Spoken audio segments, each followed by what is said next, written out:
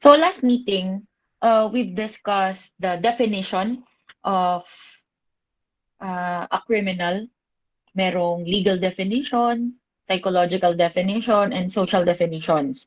So uh, we were also able to discuss eto, yung nakikita niyo sa screen niyo, yung definition ng legal behavior na meron ding na kailangan na it is defined legally, ano yun, material, it should be done. The criminal act should be done legally, materially, and spiritually. And then now, we are going to discuss the origins of criminal behavior kung saan nagbabase ang criminal behavior, itong mga iba't ibang factors kung bakit nagiging criminal ang isang tao. So the first one is the biological factor. So heredity as a factor implies that criminal acts are unavoidable, inevitable consequences of the bad seed or bad blood. Namamana daw ang pagkakriminal. It emphasizes genetic predisposition toward antisocial and criminal conduct. The following are some studies and theories related to biological causes of crime. The first one is born criminal. You are already familiar with this. It was uh, the proponent of this. Ano pa dito? The proponent of this concept was Cesar Lombroso, yung papa nyo. That is the father of modern criminology. Ang sinasabi dyan na ang tao ay ipinanganak na kriminal dahil may certain physical features or physical characteristics ka kapag natataglayin para masabing ikaw ay isang magiging kriminal ka. Ganun. So, basically, yung dinedescribe niya dyan, yung mukhang unggoy. May mga atavistic characteristics na meron daw ang isang kriminal. Ang dating ay hindi na-develop. If you can remember, the theory of evolution ni Charles Darwin, ang sinasabi niya, di ba, ang tao nung unang panahon, unggoy. Tapos nag-evolve hanggang sa naging tao na siya. So, ganun yung sinasabi din ni Cesar Lombroso na ang kriminal ay hindi nag-develop. Kumbaga, tumigil yung development, kaya mukha siyang unggoy. In short, pangit ang kriminal. Ganun ang sinasabi ni Lombroso. Kaya, yung mga pangit sa inyo, alam nyo na. Good luck. And then, we also have physique and somatotype. Dalawa yung version nito. Isa kay Ernst Kretschmer and isa kay William Sheldon. Basically, pares lang naman sila ng description doon sa somatotyping theory nila. Kaiba lang sila ng term. Merong payat, merong mataba, and then merong isang muscular. Parehas na parehas lang. Iba lang yung term or yung specific term na tawag nila. And then, the Duke and Kallikak families by Richard Dugdale and then by Henry Goddard. Sinasabi nila na dahil nga daw napapasa ang pagkakriminal, nag-conduct sila ng study. Kaya itong si Ada Duke ang tinatawag na mother of criminals kasi lahat ng nasa lahi niya or majority ng nasa lahi niya ay mga criminals. Mga nanlilimos, yung mga ganun, mga mamamatay tao, magnanakaw, rapist, etc. Ganun din sa Kallikak theory naman, Kallikak study, Kallikak family study, na yung naging offspring nung mag-asawa nila Kallikak ay feeble-minded, mga may sakit sa pag-iisip. Ayun, napapasa daw yun. Okay, another origin of criminal behavior is personality disorder factor. This refers to an act that exhibits a pervasive pattern of disregard for and violation of the rights of others that begins in the childhood or early adolescence and continues into adulthood, such as antisocial personality disorder. So, nasa personality naman daw ang problem at nagsisimula ito in childhood or early adolescence at nadadala niya kung ano yung mga hindi magagandang bagay na natutunan ng bata hanggang sa kanilang pagtanda. And then learning factor. This explains that criminal behavior is learned primarily by observing or listening to people around us. Basically, kung ano o sino ang nasa environment natin, nakakasama natin, di ba? Natututo tayo sa kanila. Kaya kung ang mga kasama ninyo, yung mga kaibigan ninyo, or kapitbahay ninyo ay mga hindi mabubuting tao, ganun din daw, magiging ganun din kayo. The following are related learning theories: differential association theory, imitation theory, and identification theory. We also have biological approach. This points to inherited predispositions and physiological processes to explain individual differences in personality. It is a perspective that emphasizes the role of biological processes and heredity as the key to understanding behavior. Ba't kaya nakahiwalay pa to? Nabanggit na yan kanina. Humanistic approach. This identifies personal responsibility and feelings of self-acceptance as the key causes of differences in personality. This perspective focuses on how humans have evolved and adapted behaviors required for survival against various environmental pressures over the long course of evolution. Kumbaga, sabi nga dyan, this identifies personal responsibility and feelings of self-acceptance as the key causes of differences in personality. So dahil magkakaiba tayo ng pagtanggap sa sarili natin, magkakaiba yung paraan ng pagtanggap natin ng personal responsibility sa mga bagay-bagay, doon din magkakaiba ang magiging behavior natin. Kaya yung iba nagkakaroon ng criminal behavior because of those differences in personality. And then we also have behavioral or social learning approach. This explains consistent behavior patterns as the result of conditioning and expectations. This emphasizes the role of environment in shaping behavior.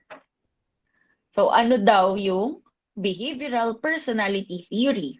It is a model of personality that emphasizes learning and observable behavior. Another one is the social learning theory. It is an explanation of personality that combines learning principles, cognition, and effects of social relationships. We also have self-reinforcement and identification. Pag sinabi natin self-reinforcement, this is the praising or rewarding oneself. Nire-reward mo o pinupuri mo yung sarili mo for having made a particular response. Pag sinabi kasing reinforcement, pinatitibay, parang sa engineering, di ba? O sa construction. Pag sinabing reinforcement, pinatitibay mo, nagdadagdag ka, nagbibigay ka ng kung anong bagay. So in this sense, self-reinforcement, may binibigay ka sa sarili mo. Ay na nga, maaaring papuri o kaya kahit anong reward. Dahil sa isang response na ginawa mo. For example, galit na galit ka, pero hindi mo sinuntok yung tao kahit gustong-gusto mo na siyang suntokin. At ay na nga, hindi mo siya sinuntok. So, dahil dun, nag-milk tea ka. At ayun, nagbigay ka ng reward sa sarili mo. That's a broad way to define it or describe it. Pero ganun na rin yung concept niya.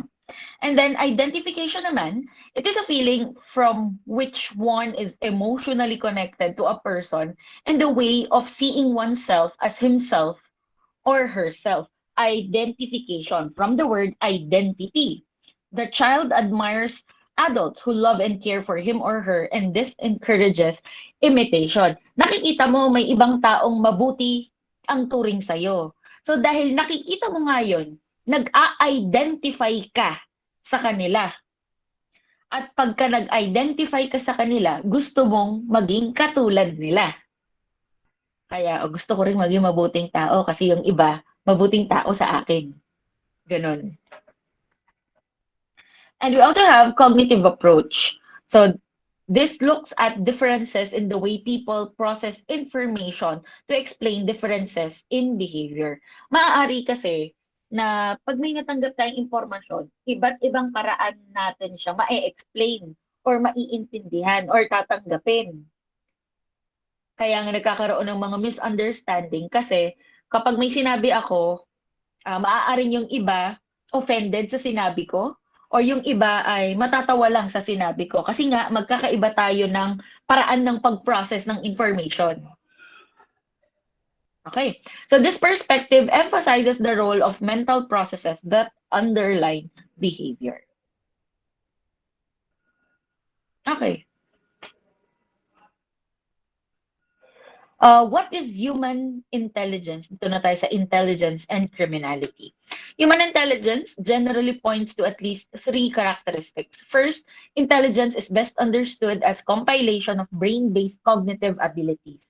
According to 52 eminent intelligence researchers, intelligence reflects a very general capability that, among other things, involves the ability to reason, plan, solve problems, think abstractly, comprehend complex ideas, learn quickly, and learn from experience. Okay. So, ang isang paraan para masukat ang intelligence is through IQ tests, intelligence quotient tests. At kung makikita niyo dyan sa picture, kapag ang IQ score mo is 1 to 70, low IQ ka. Pag 71 to 84 is below average, 85 to 115 is average, 116 to 144 is above average, and then 145 to 159 is high average, and then 160 pataas are geniuses. Sana all. The earliest causal explanation, popular during the 1900s, portrayed criminals as so feeble-minded and mentally deficient that they could either distinguish right from wrong nor resist, that they could neither, that they could neither distinguish right from wrong nor resist criminal impulses. Di nila mapigilan yung mga kagustuhan gumawa ng krimen. This feeble-mindedness hypothesis, however, lost favor long ago, as it became clear that few criminals are actually mentally deficient and most recognized, though may not follow behavioral norms. Iilan lang naman daw sa mga kriminal ang mentally deficient talaga. Kaya itong pagiging feeble-minded because of feeble-mindedness, nagiging kriminal ang tao. Sabi nga dyan, lost favor long ago. A more recent and more compelling causal explanation emphasizes the importance of intelligence, especially intelligence during childhood socialization. The socialization of children involves constant verbal communication and comprehension of abstract symbols. Therefore, children with poor verbal and cognitive skills have greater difficulty completing the socialization process, which puts them at risk of under-controlled antisocial behavior. Empirical studies overall have supported this developmental hypothesis, and it fits with the especially strong correlation between verbal IQ and crime. A final causal explanation links IQ to crime through school performance. Less intelligent students do less well in school, which results in academic frustration. This frustration, kapag na-frustrate na daw yung bata, in turn weakens their attachment and commitment to schooling. Mababa lang naman yung mga nakukuha kong scores, kaya parang ayaw ko na mag-aral, ganun ang dating.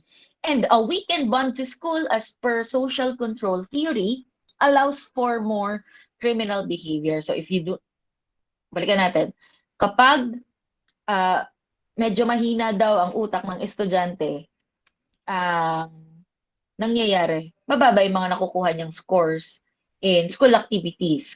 At kapag nangyayari yon, mababa nga yung scores niya, nagiging academically frustrated siya. At kapag academically frustrated siya, nawawalan siya ng loob o nawawalan siya ng gana sa pag-aaral. Makasama yung mga kaklase niya, yung teachers niya, at yung actual na learning.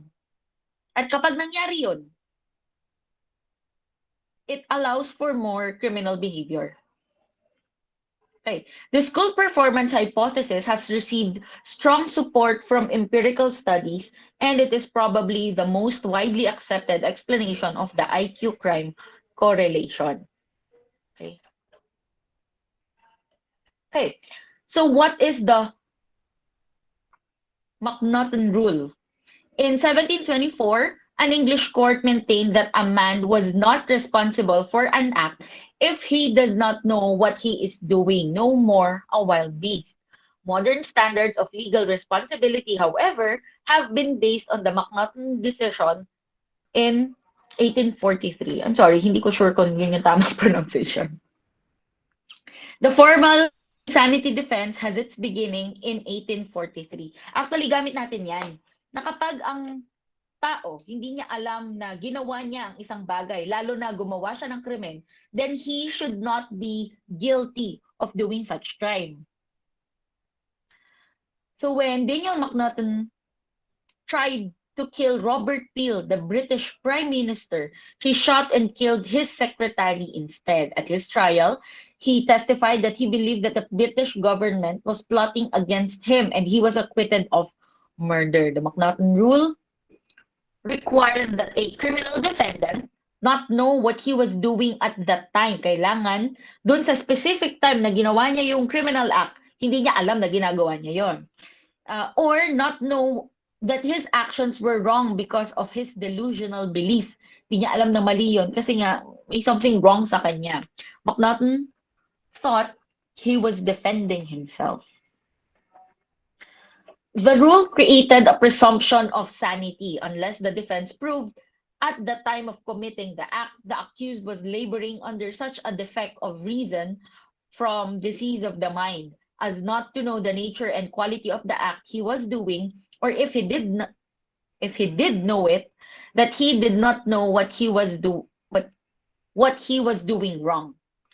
Pag sinabi natin presumption, ina-assume yan ng korte. Parang presumption of innocence. Sa tingin ng korte, inosente. O sa tingin natin, inosente ang isang akusado. Kailangan mapatunayan ng prosecution na hindi siya inosente. Ganun din sa presumption of sanity. Ina-assume natin na ang isang tao sane, na matino siya. Kailangan mapatunayan na hindi siya matino during the time that he committed the criminal act. This rule was adopted in US and the distinction of knowing right from wrong remained the basis for most decisions of legal insanity. On the other hand, meron din tayong Durham rule. The Durham rule states that an accused is not criminally responsible if his unlawful act is the product of mental disease or mental defect.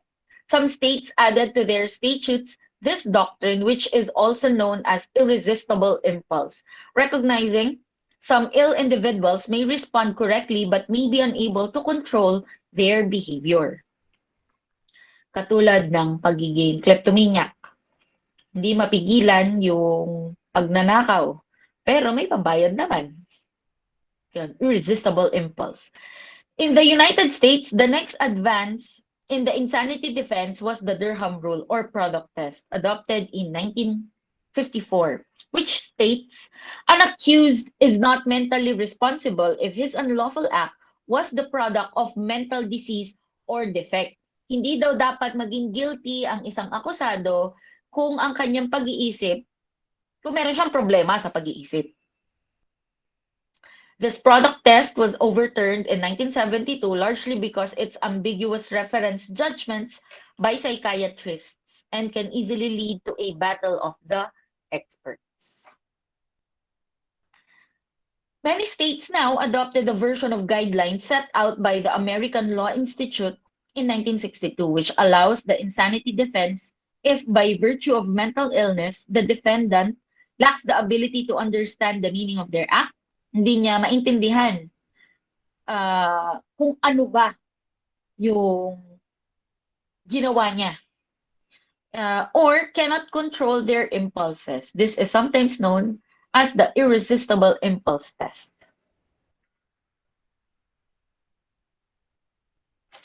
Next is the ALI substantial capacity test.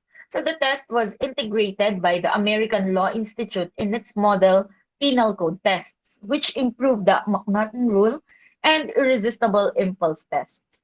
The new rule stated that a person is not responsible for his criminal act if as a result of the mental disease or defect, he lacks substantial capacity to appreciate the criminality of his act or to conform his conduct to the requirements of the law. So, hindi daw magiging responsible ang isang akusado doon sa ginawa niyang krimen kung siya ay, ayun nga, merong mental disease or defect or nagawa niya yung krimen dahil sa kanyang mental disease or defect.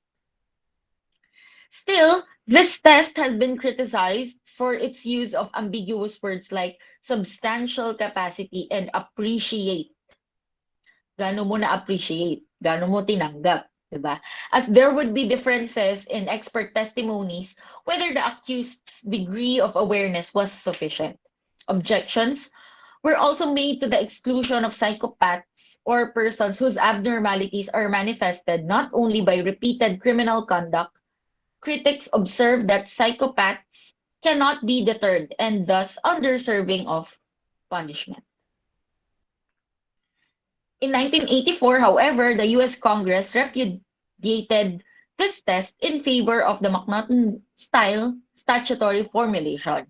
It enacted the Comprehensive Crime Control Act, which made the appreciation test the law applicable in all federal courts. In the Philippines, wala tayong federal court dahil hindi naman tayo, we do not use the federalism. Ayan, federalism form of government.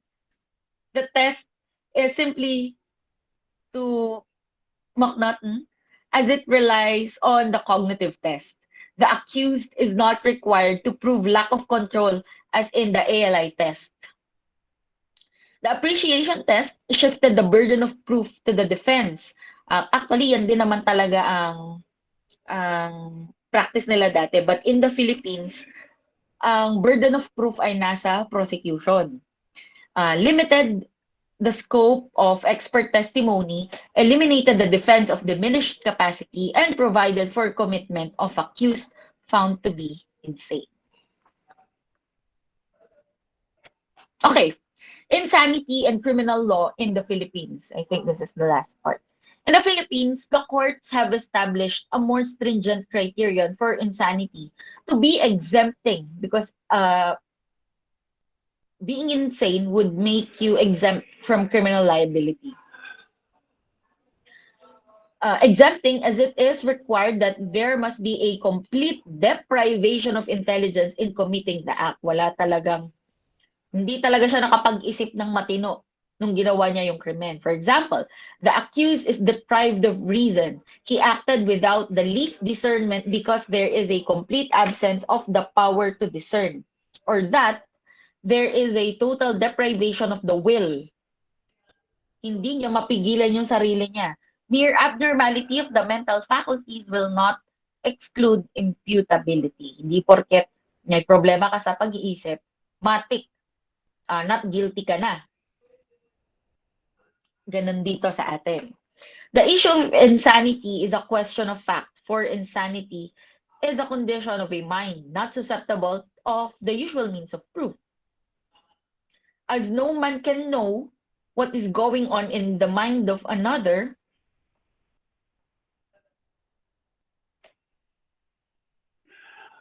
the state or condition of a person's mind can only be measured and judged by his behavior. Malalaman lang daw natin ang kondisyon ng pag-iisip ng ibang tao base sa kanilang behavior.